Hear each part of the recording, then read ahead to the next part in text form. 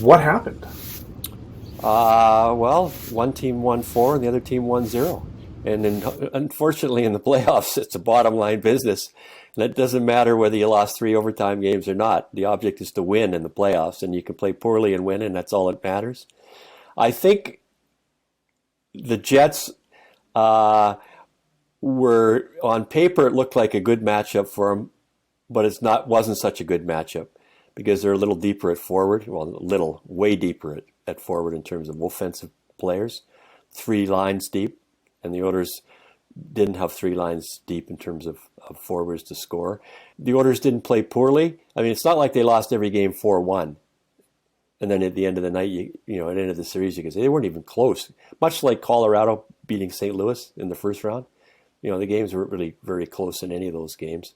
And Colorado was clearly the best team. So, long answer to a short question. They just ran up against a team that got good goaltending, that got goals in overtime from not top line players, Ehlers, Stastny, and they ended up beating the Oilers. And the Oilers, while they played well, got really good goaltending. They didn't score enough goals, and the game that killed them was the third one. You're up 4-1. They win that game. It's a 2-1 series, and at worst, the series is going 6. And either way. And but when you lose that game, nobody's the odds of coming back. I think it's 193-4 now. When you're up 3-0 in the series, you're winning 193, and only 4 teams have ever come back. So too difficult. And that's over an 80-year span. I don't care what sport it is. Coming back from a 3-0 deficit is a tall order. I think about 2 things for the Oilers. Obviously the offensive depth showed for Winnipeg in the series. Plus there was the solid goaltending of Connor Hellebuck and a good job by the Jets defense. We've talked about it before, especially once we knew the Oilers were going to face the Jets. But Winnipeg had that losing jag near the end of the season. They faced some adversity. They had some kinks to work out.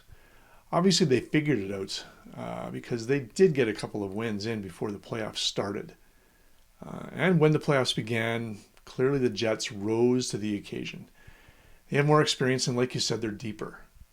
And that exposed the Oilers' deficits where they are.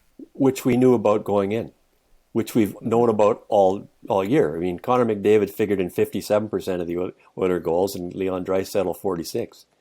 So those 2 players, figured in, if you average it out, half the goals the Oilers scored, they were in on them in terms of either scoring or getting assists. And it did appear, well, they got a good effort from Jesse Puljujarvi, who certainly played well. I thought Nugent Hopkins in the last game was really good. I thought Yamamoto tried hard but couldn't score. But it did seem like when Leon and Connor were on the ice and Puljujarvi, the puck was in the other team's end and they were doing their best. But as soon as they left, it was like the Oilers had 3 lines to just check as hard as they could until Connor and Leon got back on the ice. Whereas the Jets were able to trot out Stastny at center with Ehlers and Dubois on a second line, and Dubois finally showed why they traded for him. I thought he was pretty good in the last couple of games. And a third line with Lowry and Kopp and Appleton. That's another, line that can score some goals. And I think the game has changed, Craig, to where it used to be, we've got a strong top 6. No, the best teams have 9 forwards and a third line that can also score. You see that with Tampa with Blake Coleman on the third line. You see it in the island, Long Island with Pajot, who's a really good player playing on the third line. Appleton and Kopp in Winnipeg. You need 9 forwards who can score, and the Oilers don't have 9 forwards that can score. And they got to find some wingers in free agency this summer. So Leon can probably maybe move back to play center on the second line and have some wingers that can also score. Thinking about McDavid and Draisaitl, the 2 centerpiece players on offense on the Oilers, can't help but think about the Pittsburgh Penguins. They were also eliminated in the first round by the New York Islanders. They finished first in the division. It was a close division in the East. Any of the 4 teams that were in the playoffs could have finished first. It was, a late decision on who would finish first. But I think about Pittsburgh and their two recent Stanley Cups, two in a row. You look at the lineups, of the Penguins in 2017 and when they won the last one, and you look at this year's, and there's turnover, of course. Looking at the forwards, there have been plenty of secondary scorers and top six forwards who have moved on since 2017. Phil Kessel is one of those players who moved on. Patrick Hornquist, Connor Sheary, and all of them played key roles. They provided offense, backing up Crosby and Malkin, who led the team in scoring back in those days. And they've been replaced. The guys like Jake Gensel and Brian Rust are filling those roles now. But obviously they're different players, and they're all at different points in their careers. How much of a difference that makes? There are so many factors in what makes a hockey team. Are the Penguins a cup contender or not? They haven't been past the first round since they won the cup in 2017. It's 4 years ago. So are there parallels there somehow between, what Pittsburgh's going through and the Oilers? I know Pittsburgh's obviously an older team, and Crosby and Malkin are, they're getting along in the tooth. Yes, I think it reinforces how close the league is. I think there's no super team in the NHL now. Not like the Oilers in Calgary back in the day, the Islanders when they were winning Stanley Cups. It's not the same thing. Any team that makes it in now, probably 10 teams. There's 16 teams make it. You could probably say 10 of them got a chance to win the Stanley Cup. If the team that won the year before gets back in, like Tampa, their odds go up. They've already won. And they still got a really good team. So in Pittsburgh's case, I think they still got good players. I hate to say this because Tristan Jarry played for the Oil Kings, but he didn't play very well in the playoffs. And I think they had the players, and the Islanders got better goaltending, and the Islanders are advancing and Pittsburgh's not. So I don't necessarily think it was the skaters in Pittsburgh that hurt them. I think it was probably the goaltending. But, Tristan Jarry hasn't been in this situation before where he's got to carry the mail, and he struggled. In Pittsburgh's case, though, their best players are 34 years old. There's only so many kicks at the can when you're that age. At least if you're the Pittsburgh Penguin fans, you can say, you know what, we won 2 cups back to back there not that long ago, and we also won another cup in 2009. So in the last 12 years, we won 3 Stanley Cups, and not many teams can say that. There's pretty much a different team winning every year. So they do have that to fall back on, but it also reinforces that the object is to get in, and the object is to incrementally be getting better to where you actually have a shot to win. Whether you're Pittsburgh with the big guns or Tampa, which took Steve Yzerman went there in 2010, and they finally won a Stanley Cup in 2020, and by then he'd already left to go back to Detroit. So they didn't blow up their core players.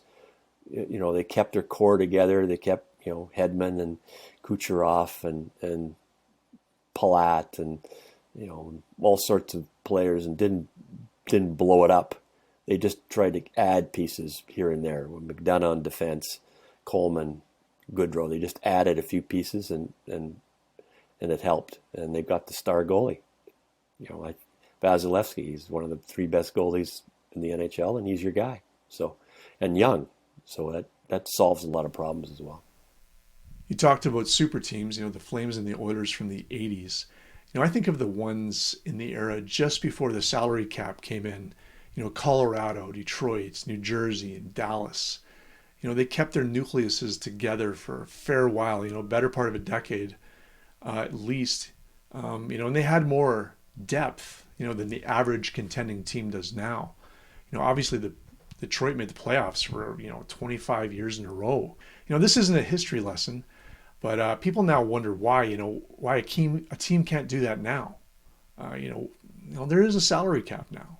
You can't just spend to hang on to players like you could have back then. I think if you're an Oiler fan and an Oiler player, you were thinking this year, okay, we're in the playoffs, we played well, we have to win at least one round. But they didn't win one round, they lost. So if they'd got won one round and say lost to Toronto in the next round, so be it. But they didn't do that. So now it seems like a step back again. They won 2 rounds in 2017 playoffs. They lost in the first round last year to Chicago. They lost in the first round this year. So it seems like they're treading water and not getting better. And I think incrementally, as we pointed out, I think you have to win one round and then lose in the second and then win 2 rounds and maybe lose in the third and then go farther than that. But the Oilers are in a situation where it seems like as good as they play in a regular season, they haven't got over the hump yet to go past 2 rounds in the playoffs. Now, I'm not saying they can't do it. And next year, they're moving back to the Pacific Division. Well, at worst, they're the second best team in the division with Vegas. There's 3 California teams who didn't play very well this year: San Jose, LA, and Anaheim.